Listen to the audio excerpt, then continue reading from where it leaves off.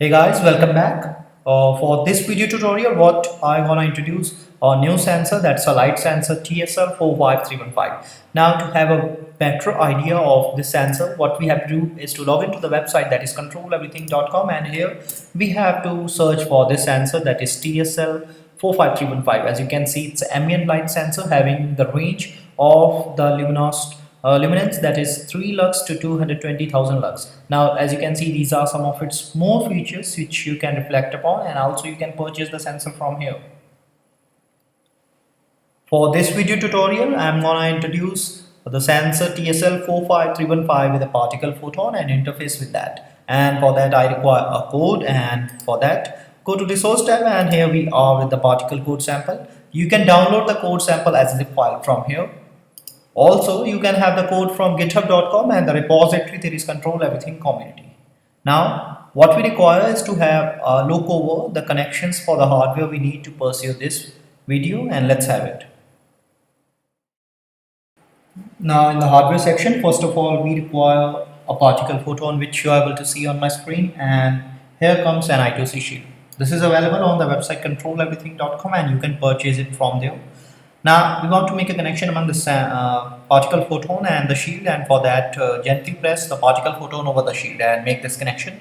Next we require our sensor, that is TSL45315 light sensor, as you can see on my screen, and here comes a connecting cable.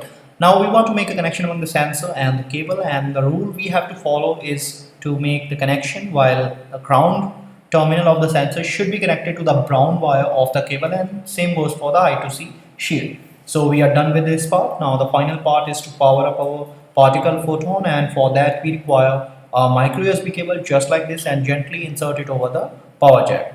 So we are done with the connections. Now what we require to have explanation of the particle code so that we can interface the sensor with that. Let's have it. Now for the interfacing of the particle code, first of all we have to log into github.com, and here we have to search for the repository and its control everything community, which you are able to see on my screen. Now log in here, and here search for the sensor, that is TSL45315, and there you go. And this is the particle code we would like to explore, but before that let's have a look over the instructions we need to follow. And it says that we have to log into a particle photon and set up the device, and the steps are being provided on this very link. Let's open up this link for further clarifications, and you can see all the relevant information, dependencies, and instructions you need to follow to set up this. Please note it down carefully. Next part is to download or get pull the code, and on the online ID you have to copy the code, and build.particle.io build is the link where you can have your code copied, pasted, and you can save it. Now the last part is to have this verification and flashing of the code on the particle photon, and the code output will be displayed in the form of logs at dashboard link, and this dashboard.particle user logs link will have the result output on the screen, as you can see on my monitor. Now what do we require is to have a better perspective regarding the code, and it says that it's a .in extension file. Now first of all, in the code, as you can see, it's application.h and spark providing I2C.h header files have been included, and we have defined the address of the sensor, that is 0x29. Now there comes int luminance, which is a variable, and in the void setter function we have some variables again. Now we have initialized an I2C communication as master along with serial communication as baud rate equal to 9600. Then comes the writing part, where we have selected the control register having address 0x80, and here we have given the command for normal operation, which is 0x03, as you can see on my screen. Now the second writing command is to select the configuration register having address 0x81, and the command here we have sent is multiply 1xt int is 400 ms, and it's 0x00. So we are done with the writing part. Now we want to get the data back from the sensor, the response of the sensor. So we are reading the data registers having address 0x84, and we are requesting and reading 2 bytes of luminance data, as you can see on my screen. And here comes the conversion of the data, which is according to the guidelines provided in the data sheet for TSL45315. At the very end of our code, we have to display the output we have gathered on the dashboard, which is the ambient light luminance, and the unit is lux. So we are done with the explanation of each part of the code. Now what we like to see is the working, the practicality of this code. Let's see it. Now comes the working environment, in where we have to see the practicality of this code, and for that first step is to copy this entire particle code and now go to the build terminal. We have discussed earlier build link, and here what we have to do is to paste the code we have just copied and save it. As you can see here, paste the entire code and here name it TSL45315 and save it.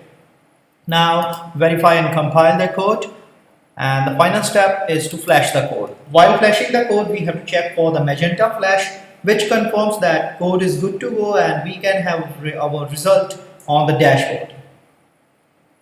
So just now we have our magenta flash, as you can see on my screen. Now what we require is to open up the dashboard link so that we can have our output user logs. And as you can see, we have the ambient light luminance and the unit is lux. As you can see, the luminance is almost constant because there is no interference regarding the light source. But when I place some object over the sensor, you can see the change in the luminance, ambient light luminance, and it's decreasing continuously when I'm moving or closing the object near to the sensor.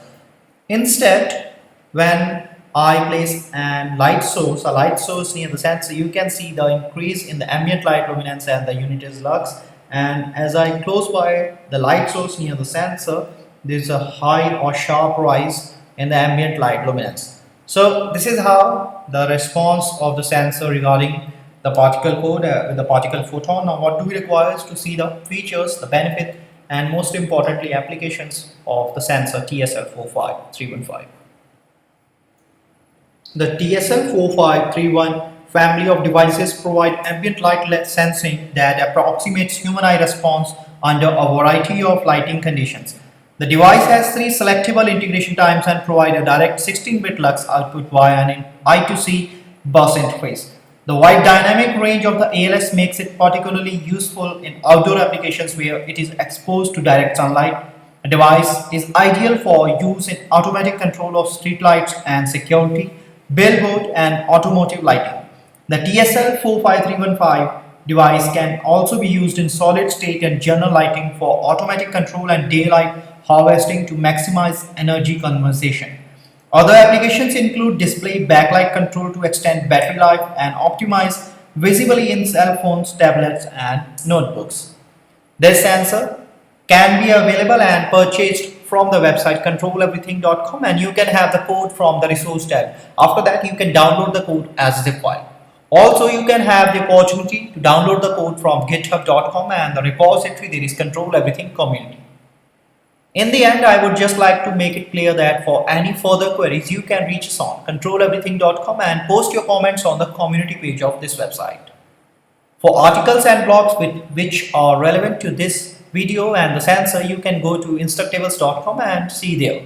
Also, to subscribe to this video tutorial and furthermore like this, go to our YouTube channel. I hope you enjoyed this video and have a good one yourself. Thanks a lot for watching.